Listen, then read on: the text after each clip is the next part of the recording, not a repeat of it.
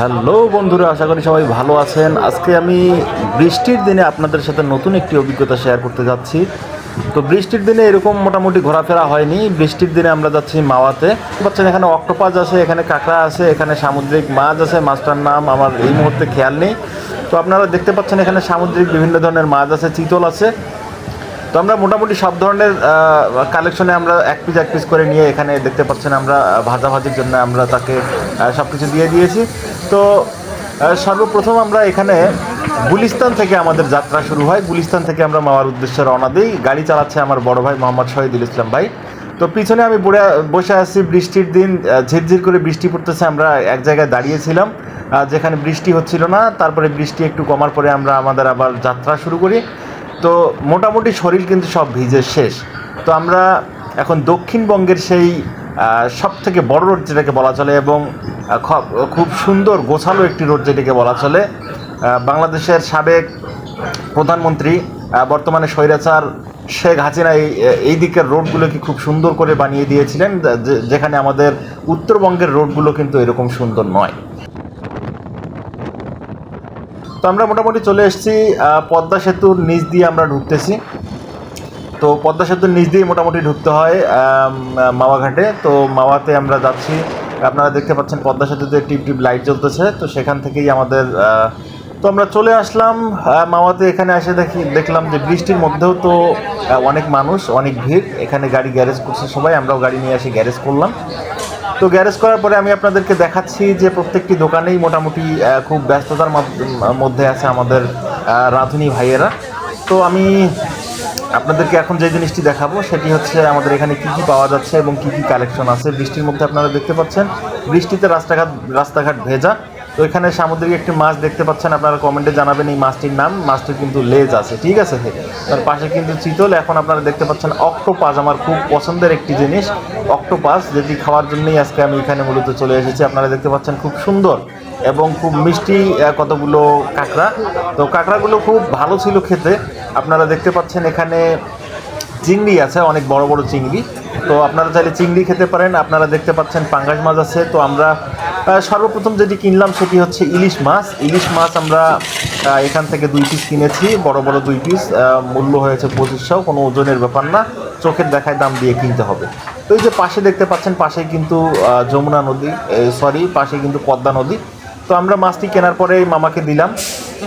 মামা হচ্ছে মাছটিকে পরিষ্কার করে তারপরে পিস করে দিবে। আমরা মোটামুটি 4 জন এখানে ঘুরতে আসছি। তো আমাদের মাছ কিন্তু মোটামুটি পিস করা শেষ। তো এই মাছটিকে নিয়ে আমরা এখন সামনে যাব, সামনে সিরিয়াল নিব। সেই সিরিয়াল নেয়ার পরেই কিন্তু আমাদের রান্নাটা হবে। মোটামুটি আমাদের সামনে আরও মনে হয় 8 থেকে 10টা সিরিয়াল আছে, তাদের রান্না শেষ হবে, তারপরে আমার রান্না শুরু হবে। তো আপনারা মোটামুটি যদি 11টা থেকে 12টার দিকেই সেখানে পৌঁছাতে পারেন তাহলে আপনারা সিরিয়ালটা আগেও পেতে পারেন, কারণ আপনার সিরিয়াল আসতে প্রায় 1.5 থেকে 2 ঘন্টার মতো সময় লাগতে পারে। তো এখানে মোটামুটি রান্নাবান্না যেটি দিয়ে হয় সেটি হচ্ছে মূলত খাঁটি সরিষার তেল দিয়ে রান্না হয়। সরিষার তেলের প্রতিটি বোতলের মূল্য হচ্ছে 100 টাকা করে। তো এখানে কিন্তু মামা সরিষার তেল দিল, সেখানে শুকনা ভাজামরিচ দিল। ভাজামরিচ দেওয়ার পরেই কিন্তু মূলত রান্নাটি শুরু হবে এবং তার রান্নাটি ছিল খুব চমকপ্রদ এবং খুব চমৎকার রান্না, খেতে খুব সুস্বাদু ছিল। তো আমাদের আগে যিনি তাদেরকে সিরিয়াল দিয়েছিলেন তার রান্না মোটামুটি কমপ্লিট। তো আমাদের সিরিয়াল আসতে অনেক লেট, একটু ঘোরাঘুরি করতেছি, আড্ডা দিচ্ছি কোথায় কি পাওয়া যায়। কিন্তু এখানে সবথেকে বড় কথা যেটি আমাকে ভালো লাগছে, এখানে অক্টোপাসগুলো দেখতে খুব সুন্দর ছিল এবং জীবন্ত অক্টোপাস ছিল। এখানে দেখতে পাচ্ছেন সাজানো আছে কাঁকড়াগুলোও খেতে কিন্তু অনেক ভালো ছিল। কাঁকড়াগুলোর টেস্ট কিন্তু অনেক ভালো ছিল। কাঁকড়া কয়েকটি জীবন্ত ছিল, আর কিছু কাঁকড়া হচ্ছে খানিকক্ষণ আগেই মারা গেছিল। তো আপনারা দেখতে পাচ্ছেন ইলিশ, বিভিন্ন প্রজাতির এখানে সামুদ্রিক মাছ। তো আমাদের সিরিয়াল চলে আসছে। এখানে আমাদের সরিষার তেল দিয়ে মূলত মাছটি আমাদের ভাজার কাজ শুরু হবে। তো আপনারা দেখতে পাচ্ছেন এখানে ক্যামেরা আমার ভুল জায়গায় গেছিলো। তো যাই হোক, আপনারা কিছু দেখেননি, আমিও কিছু দেখি নাই। আমাদের মাছ ভাজার কাজ কিন্তু শুরু হয়ে গেছে, ঠিক আছে। মামা সুন্দর করে মাছগুলোকে তাদের উপকরণ যেগুলো আছে সেগুলো দিয়ে মেখে খুব সুন্দর মানে মাখা করে ফেলেছে, এইরকম একটা অবস্থা। তো এখানে আপনারা দেখতে পাচ্ছেন যে আমাদের মাছগুলোকে সরিষার তেলের মধ্যে ছেড়ে দেওয়া হচ্ছে।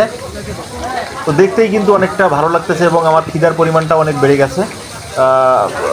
আপনারা যদি ভাজা ইলিশ খেতে চান এবং সুস্বাদু যদি খাবার খেতে চান তাহলে অবশ্যই চলে আসবেন ইলিশ হাউস, শখের ইলিশ, এখানে কিন্তু অনেকগুলোই দোকান আছে। তো যে কোনো একটি দোকানে, প্রত্যেকটি দোকানের রান্নাই ভালো, আমি ইন্ডিকেট করবো না বা স্পেসিফিক কোনো দোকানের নাম বলবো না যে এই দোকানটাতে আপনারা ভালো খাবার পাবেন। প্রত্যেকটি দোকানেই মূলত সুস্বাদু রান্না। তো আমাদের রান্না কমপ্লিট। এখানে আমাদের সালাদ দেওয়া হয়েছে, মাছের লেসের ভর্তা দেওয়া হয়েছে। মাছের লেসের ভর্তা অনেক সুস্বাদু ছিল। তারপরে আমাদের এই যে বেগুন ভাজা আছে, শুকনা মরিচ ভাজা এবং আমাদের ইলিশ মাছ। তো মোটামুটি আমাদের সব কিছু প্রস্তুত। আমরা মোটামুটি প্রথমে সালাদ ভর্তা দিয়ে খাবো এবং মাছের মাথা দিয়ে, ইলিশের মাথা দিয়ে খাবো। বাকি মাছগুলো সবগুলো রেখে দেওয়া আছে। আমাদের ডাল আছে এখানে। তো মোটামুটি আপনারা দেখতে পাচ্ছেন আমার বড় ভাই, এটা হচ্ছে শহীদুল ভাই। তো তার গাড়িতেই মোটামুটি আমি ছিলাম। এটি হচ্ছে রকুন ভাই এবং ছোট ভাই হচ্ছে অলিভ। তো আমরা মোটামুটি 4 জন মিলেই কিন্তু এই সেই ট্যুরে আমরা চলে গেছিলাম রাতের বেলা বৃষ্টির মধ্যে। তো আপনারা দেখতে পাচ্ছেন খুব দ্রুততার সাথে আমাদের খাওয়া দাওয়া শেষ এবং খাওয়া দাওয়া শেষে একটি পান খাওয়ার